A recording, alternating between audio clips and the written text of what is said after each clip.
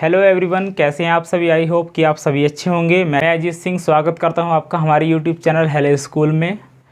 तो हम class 10th physics से सभी वीडियो लेक्चर्स अच्छे से कवर करते आ रहे हैं और उसी सीरीज़ में आज जो हमारा टॉपिक रहेगा वो रहेगा इमेज को समझना। मतलब किसी भी मिरर के द्वारा इमेज कैसे बन सकती है, इमेज के कितने टाइप्स हो सकते हैं और कैसे कैसे इमेज बनेगी। तो आइए स्टार्ट करते हैं अपना टॉपिक। उससे पहले यदि आप हमारे चैनल पर नए आए हैं तो प्लीज़ चैनल को सब्सक्राइब कीजिए और साथ ही साथ बेल आइकन को भी प्रेस कर सकते हैं, जिससे कि आने वाली सभी वीडियोस की नोटिफिकेशन आप तक पहुंचती रहे। ठीक, तो करते हैं स्टार्ट। जो टॉपिक है हमारा वो क्या है आज, इमेज। वो क्या रहेगा बच्चों, image.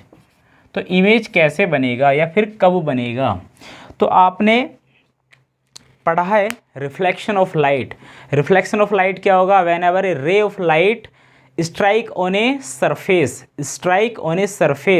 it bounce back in the same medium. This phenomena is known as reflection of light. सबसे पहली बात तो ये है कि जो इमेज बनेगा वो रिफ्लेक्शन से ही बनेगा। अभी तो हम यहाँ क्या पढ़ रहे हैं, रिफ्लेक्शन। अभी रिफ्लेक्शन की बात नहीं है, हम क्या पढ़ रहे हैं यहाँ अभी, रिफ्लेक्शन। तो जो इमेज बनेगा जब लाइट रेज में रिफ्लेक्शन होगा तभी इमेज बनेगा। ठीक, तो याद रखना है हमेशा के लिए क्या, कि इमेज तब ही बनेगा जब दो लाइट रेज एक दूसरे को इंटरसेक्ट करेंगी। दो लाइट रेज एक दूसरे को इंटरसेक्ट करेंगी तभी क्या बनेगा, इमेज। क्लियर। तो डेफिनेशन हो जाएगी बच्चों, the image formed when two or more light rays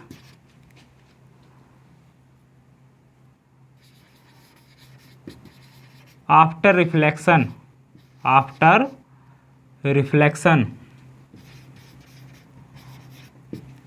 meet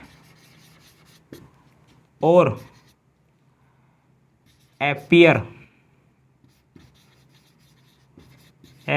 to meet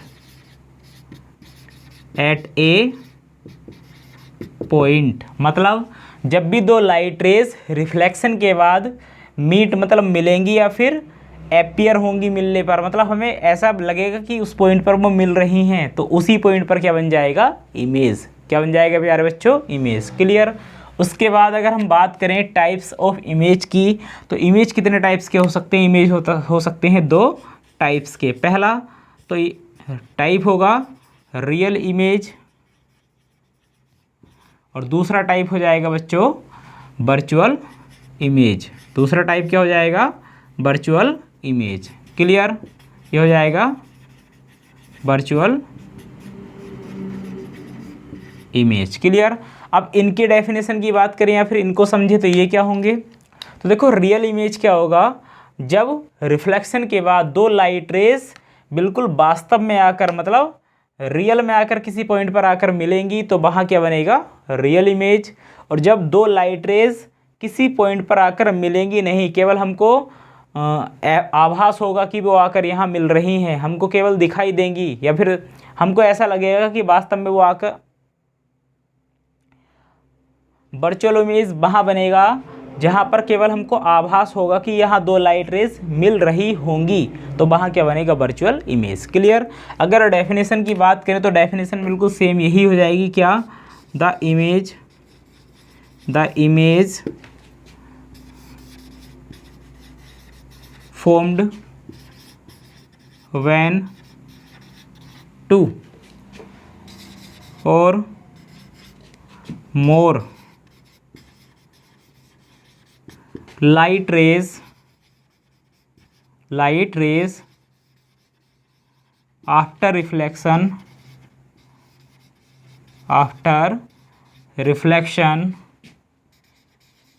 meet at a point।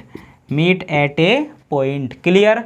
अब इसकी एक खास बात या फिर प्रॉपर्टी बोल सकते हैं क्या, रियल इमेज को स्क्रीन पर लिया जा सकता है। इट टेक ऑन स्क्रीन, मतलब इसको स्क्रीन पर लिया जा सकता है। क्लियर। उसके बाद वर्चुअल इमेज की अगर हम बात करें तो वर्चुअल इमेज क्या हो जाएगा, द इमेज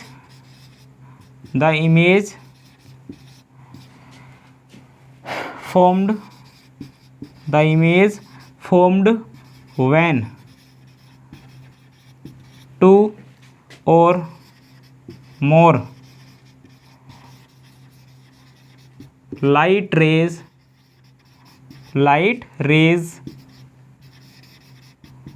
after reflection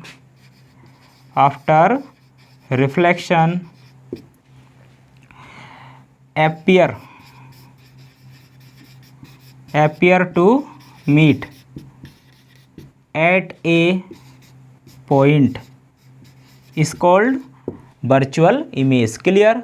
अब इसकी क्या प्रॉपर्टी होगी, इट कैन नॉट बी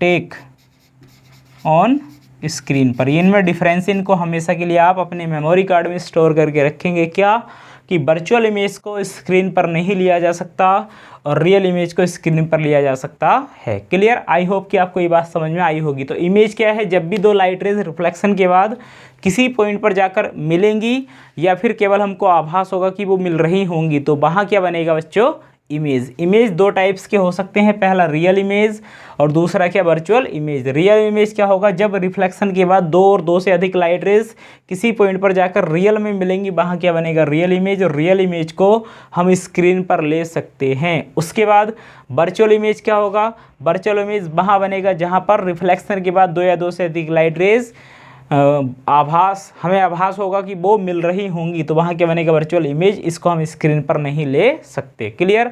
आप इसका एक स्क्रीनशॉट लीजिए, आपको अच्छे से नोट्स प्रिपेयर करने हैं, बिल्कुल इसी तरह डेफिनेशन लिखनी है। ठीक, इसका एक स्क्रीनशॉट लीजिए। उसके बाद हम बात करते हैं नेक्स्ट टॉपिक की। प्यारे बच्चों, अब बात करते हैं हम क्या, characteristics of the image formed by a plane mirror. मतलब प्लेन मिरर के द्वारा जो इमेज बनेगा उसके क्या क्या गुण हो सकते हैं, उनमें क्या क्या कैरेक्टरिस्टिक्स हो सकती हैं, उसकी हम बात करेंगे। अब प्लेन मिरर क्या, आपके माइंड में क्वेश्चन आ रहा होगा, ये प्लेन मिरर क्या है। तो घर से निकलने से पहले आप जिस मिरर में अपने फेस को देखते हो वही क्या है, प्लेन मिरर। क्लियर। ठीक, तो इसकी कुछ कैरेक्टरिस्टिक्स होंगी क्या, यानी कि प्रॉपर्टी। पहली क्या होगी, सबसे पहली बात क्या होगा, जो इमेज बनेगा प्लेन मिरर के द्वारा वो हमेशा ही क्या होगा, वो हमेशा ही क्या होगा, वर्चुअल होगा। कैसा होगा, वर्चुअल, मतलब रियल इमेज नहीं बनेगा। क्लियर। उसके बाद वो कैसा होगा, इरेक्ट मतलब सीधा होगा। कैसा होगा, सीधा। तो मैं लिखता जा रहा हूं, आप इनको समझते चलेंगे। Image formed by plane mirror will be virtual और ओके। उसके बाद सेकंड प्रॉपर्टी क्या हो जाएगी, इमेज इज फॉर्म्ड। अब देखो मैंने क्या बताया आपको कि जो इमेज बनेगा वो कैसा बनेगा, वर्चुअल। तो हमेशा याद रखना है, जब भी इमेज बनेगा किसी भी मिरर के द्वारा, चाहे वो क्या प्लेन मिरर या फिर डिफरेंट टाइप्स ऑफ इमेज हम आगे पढ़ेंगे, चाहे उनके द्वारा हो, अगर वर्चुअल इमेज बनेगा तो वो हमेशा ही मिरर के बैक साइड मतलब बिहाइंड बनेगा। तो हम क्या लिखेंगे, image is formed behind the mirror, मतलब इमेज जो बनेगा वो मिरर के पीछे ही बनेगा। क्लियर। उसके बाद नंबर थर्ड की अगर हम बात करें साइज की, the size of the image is equal to the object size. मतलब प्लेन मिरर के द्वारा जो इमेज बनेगा उसका जो साइज रहेगा वो ऑलवेज ऑब्जेक्ट के साइज के क्या रहेगा, इक्वल। क्लियर। नंबर फोर्थ की बात करें तो क्या हो जाएगा,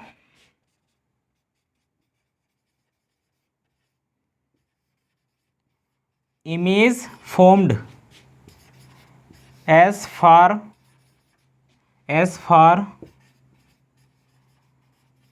behind the mirror as the object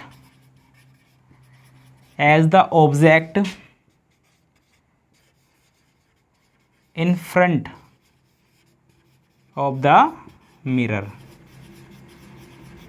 मतलब कहने का है कि जो इमेज बनेगा वो मिरर के पीछे उतनी ही दूरी पर बनेगा जितनी दूरी पर मिरर के आगे क्या रखा हुआ है बच्चों, ऑब्जेक्ट। मान लिया कि मेरे सामने ये क्या रखा है, ये क्या है, एक मिरर, और मैं इससे 5 सेंटीमीटर की डिस्टेंस पर खड़ा हुआ हूँ, तो इसके अंदर जो मेरा इमेज बनेगा वो इसके पीछे जस्ट 5 सेंटीमीटर के डिस्टेंस पर ही बनेगा। मतलब कहने का ये है कि जितनी डिस्टेंस इस मिरर से ऑब्जेक्ट की होगी उतनी ही डिस्टेंस इस मिरर से किसकी हो जाएगी, इमेज की। क्लियरली तो आपको पता चल रहा होगा कि इमेज जो बनेगा मिरर के द्वारा और जो ऑब्जेक्ट रखा है उनके बीच का जो सेपरेशन रहेगा वो डबल हो जाएगा, किससे, ऑब्जेक्ट की डिस्टेंस से। क्लियर। अगर मेरी और मिरर के बीच की जो डिस्टेंस है वो कितनी है, 5, तो मेरी और इमेज की डिस्टेंस कितनी हो जाएगी, 10। क्लियर। उसके बाद the image laterally inverted, image जो होगा वो क्या होगा, लैटरली इन्वर्टेड। क्लियर। कंफ्यूज कि सर आपने अभी तो बताया था कि जो इमेज होगा वो क्या होगा, वर्चुअल, मतलब सीधा होगा। अब यहाँ जो एक वर्ड आ गया लैटरली इन्वर्टेड, मतलब उल्टा। उल्टा कैसा हो गया फिर, इमेज कैसा हो गया, उल्टा। देखो यहाँ लैटरली इन्वर्टेड का मीनिंग होगा क्या, जैसे कि ये एक लेटर है बी, ये एक लेटर है बी, और मैंने यहाँ क्या रख दिया, एक प्लेन मिरर। अब इस लेटर बी का जो इस प्लेन मिरर में इमेज बनेगा वो कैसे बनेगा बच्चों, आपको भी पता है कैसे बनेगा, ऐसे। तो मतलब इसका जो ये वाला ये इस प्रकार था लेटर, वो इस प्रकार हो गया, तो इस प्रकार की को हम बोलते हैं क्या, लेटरली इन्वर्टेड। क्लियर। अगर मैं आपसे कहता शुरू में कि इमेज जो बनता है वो कैसा बनता है, इन्वर्टेड बनता है, तो इन्वर्टेड होने का मतलब ये होता कि यहाँ लेटर क्या था, ए, और यहाँ क्या था, एक मिरर, तो इसका जो इमेज बनता है वो कैसा बनता, ऐसा। ये था इन्वर्टेड, बट ये कैसा बनता है, इरेक्ट बनता है। तो एक को तो चाहे ऐसे रख दो ऐसे रख दो, बात एक ही है, लेकिन लेटरली इन्वर्टेड क्या होता है, उसका जो मतलब पहले जैसे रखा है वो थोड़ा सा घूम जाएगा। क्लियर। आई होप कि आपको ये बात समझ में आई होगी। क्लियर। उसके बाद हम कुछ करते हैं क्वेश्चन, जो किस पर बेस्ड रहेंगे, जो हमने अभी तक पढ़ा है आपको उस पर हम 5 क्वेश्चन करेंगे आज, और वो उन्हीं पर बेस्ड होंगे जो आपने आज तक पढ़ा है। ठीक, तो आपको आंसर देने हैं।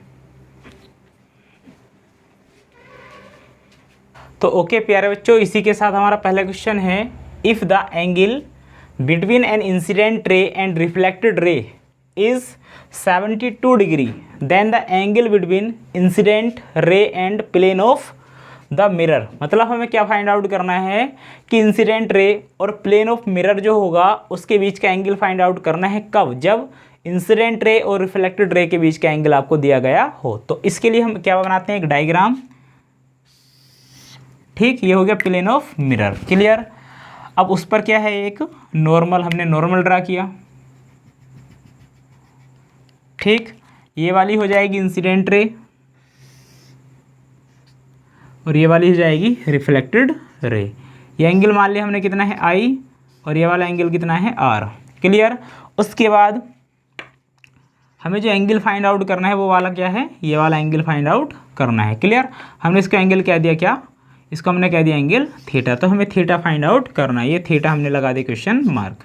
क्लियर। देखो ये इंसिडेंट रे और ये प्लेन ऑफ मिरर, मतलब ये वाला जो प्लेन है इसके बीच का एंगल कितना होगा, ये हमें फाइंड आउट करना है। ठीक, सबसे पहली बात हमने पढ़ा है लॉज ऑफ रिफ्लेक्शन। रिफ्लेक्शन के लॉज 2 थे। पहला क्या था, incident ray, reflected ray and the normal on the incident point are lie in the same plane. Clear. दूसरा वाला मोस्ट इंपॉर्टेंट है जो यहाँ हम उसके अप्लाई करेंगे, क्या, angle of reflection is always angle of incidence, मतलब एंगल आई जो रहेगा वो हमेशा एंगल आर के क्या रहेगा, इक्वल रहेगा।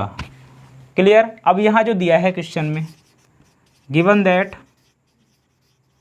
वो क्या दिया है कि इंसिडेंट रे और रिफ्लेक्टेड रे के बीच का जो एंगल है, मतलब इंसिडेंट रे ये और रिफ्लेक्टेड रे ये वाली, इनके बीच का जो एंगल है वो कितना है 72। तो ये जो एंगल है वो कितना है 72। आप डायग्राम से देख रहे होंगे अच्छे से, क्या इंसिडेंट रे और रिफ्लेक्टेड रे के बीच का एंगल कितना है बच्चों, I प्लस आर। तो मतलब I और R की जो वैल्यू है वो कितनी है 72।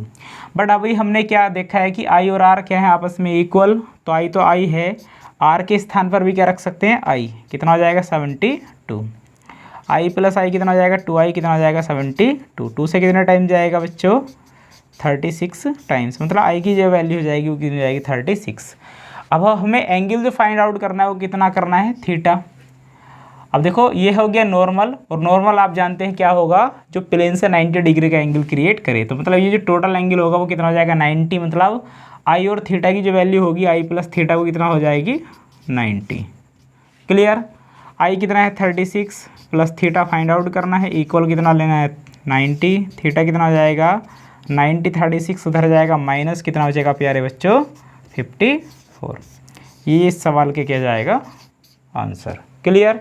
इसका एक स्क्रीनशॉट लीजिए, उसके बाद हम बात करते हैं question number 2।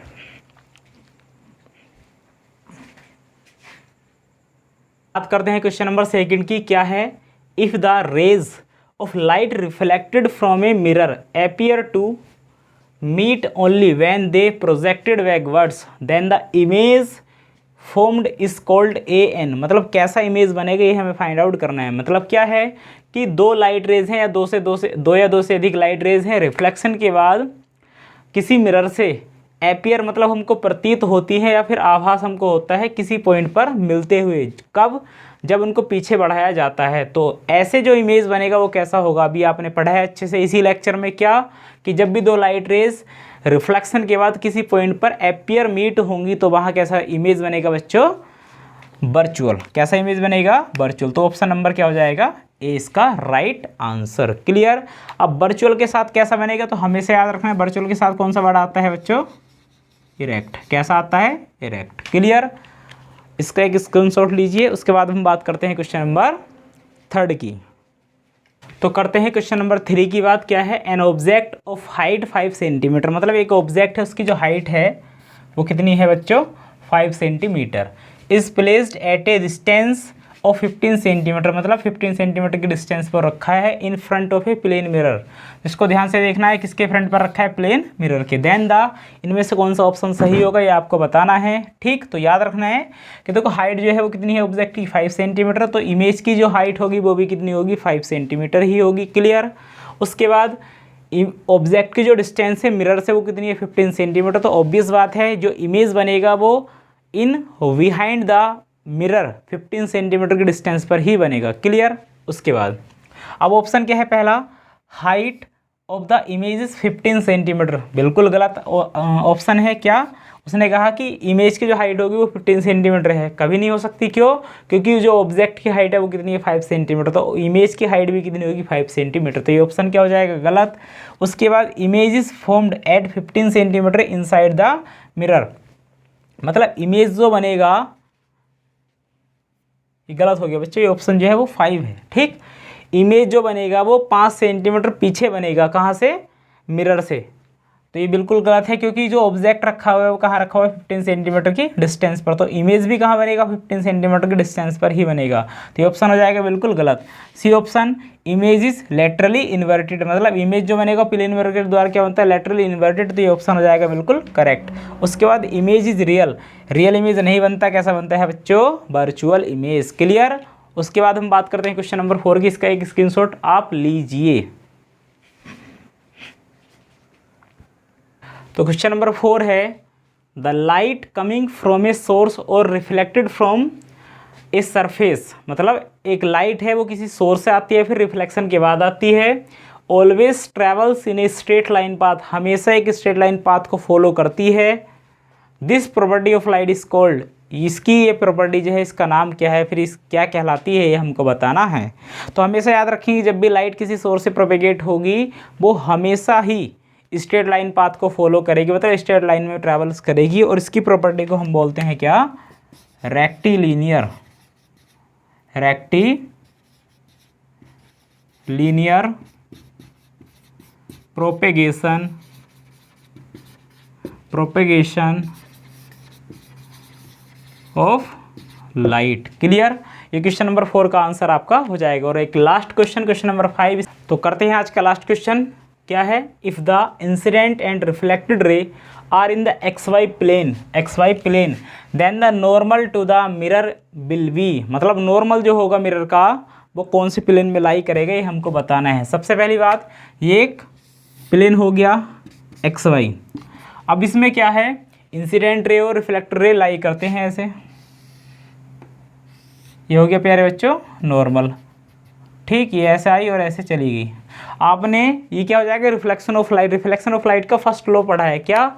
Incident ray, reflected ray and the normal are lie in the same plane, मतलब ये तीनों ही सेम प्लेन में लाई करते हैं। जब इंसिडेंट रे किस में है, XY प्लेन में, रिफ्लेक्टेड रे किस में है, XY प्लेन में, तो नॉर्मल कहाँ जाएगा, ये भी कहाँ जाएगा, XY प्लेन। तो इसका आंसर जो हो जाएगा वो क्या हो जाएगा प्यारे बच्चों, XY प्लेन।